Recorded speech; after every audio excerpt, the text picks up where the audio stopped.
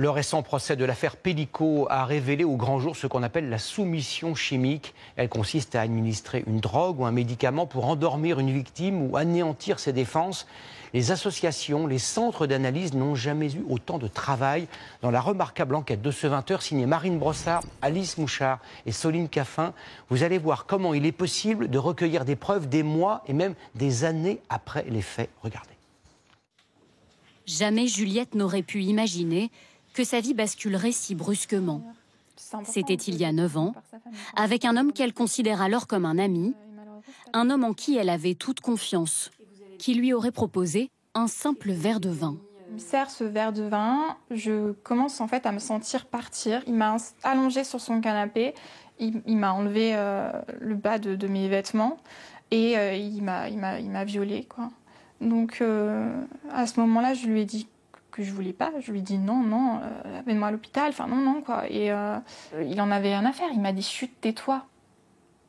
Mentalement, j'étais consciente de ce qui se passait, mais j'étais incapable de réagir. Mon corps était mou, quoi. C'est comme si j'étais prisonnière de mon propre corps. Selon ses souvenirs, l'homme l'amène ensuite dans la salle de bain avant de la déshabiller entièrement. Ensuite, il m'a mis dans ce bain d'eau froide là pour me réveiller, quoi. J'étais à moitié inconsciente, j'aurais pu y mourir.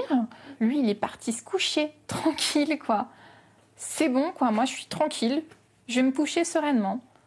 La jeune femme a tenté d'oublier cette histoire pendant 8 ans. 8 années ponctuées de graves dépressions et d'angoisses, au bout desquelles Juliette se décide à porter plainte. L'homme est pour le moment présumé innocent. C'est comme si je m'étais tue pendant des années parce que j'avais peur, parce que j'avais honte, parce que je me sentais coupable. Et là, en fait, je dis non, c'est pas moi qui suis coupable, en fait. C'est lui qui est coupable. Et moi, j'ai pas à avoir honte. Depuis qu'elle a brisé le silence, Juliette a découvert que son récit n'est pas un cas isolé. Très bien. Et vous avez eu d'autres symptômes en dehors de l'amnésie? Totalement anesthésiée. L'augmentation des cas de soumission chimique, Leïla Chaouachi la mesure de près. Son dernier décompte annuel fait état de 1229 signalements suspects en France, plus 70% en un an. Il vous donnait, c'est quoi? C'était un jus d'orange? C'était un café? C'était quoi dans lequel? D'accord. C'est normal de ne pas être en capacité de réagir quand on est sédaté. En octobre dernier, elle fonde le CRAFS, le premier centre de référence des agressions facilitées par des substances. On a également des appels de victimes âgées qui nous rapportent des faits anciens et qui se sont reconnus dans Gisèle Pellico. Elles arrivent aujourd'hui à mettre les mots sur ce qu'elles appelaient auparavant devoir conjugal. Aujourd'hui, elles parlent de viols conjugaux. Et puis, elles peuvent suspecter justement cette administration de substances. Mais les cas les plus urgents, ce sont les faits récents.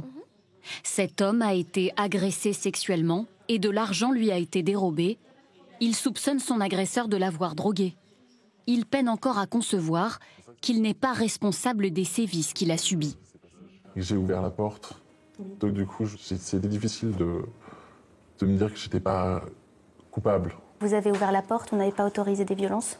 En matière criminelle, la culpabilité elle est du côté de celui qui enfreint la loi. Vous n'avez pas enfreint la loi en ouvrant une porte. Vous voyez ce que je veux dire? C'est pas facile à se dire, mais ouais. Voilà. En vue d'un procès, cet homme dispose d'un élément de preuve sur son crâne. Vous voyez, dans le cheveu, il pousse à peu près d'1 centimètre par mois. Donc plus on va reculer dans les segments et plus on va voyager dans le temps. Le prélèvement capillaire, il permet de retrouver les substances qui se seraient éliminées trop rapidement dans le sang et les urines.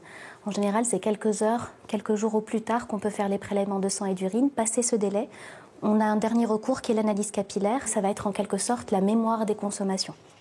Ces prélèvements permettront de prouver ou non une soumission chimique, un mode opératoire passible de 5 ans d'emprisonnement. Moi, c'était un blackout, donc je me souviens pas du tout de ce qui s'est passé.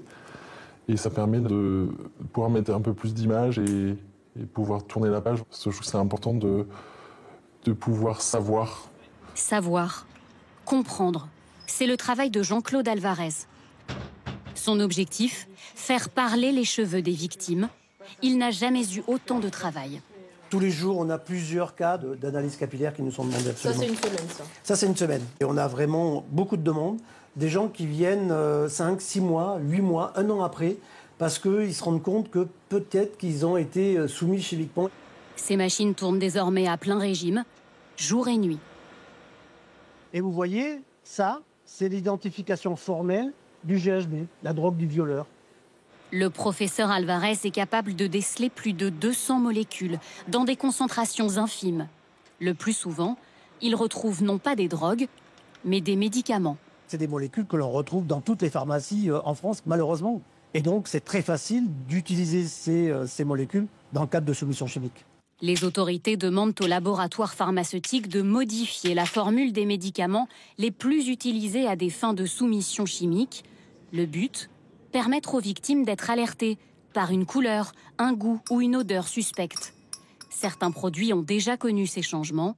Cela a permis par exemple d'arrêter une fratrie, en apparence très prévenante, avec sa grand-mère en EHPAD. Chaque fois que les petits-enfants passent, elle est somnolente d'une part, bien sûr, mais en plus, elle est toute bleue. Donc la langue était bleue, les lèvres étaient bleues, et donc ça a alerté l'infirmier. Et on a réussi à prouver que cette pauvre mamie était droguée par ses petits-enfants, tout simplement pour lui faire signer des chèques. Une mission gouvernementale sur le sujet devrait rendre ses conclusions au printemps. Objectif, organiser la lutte contre ce fléau de santé publique.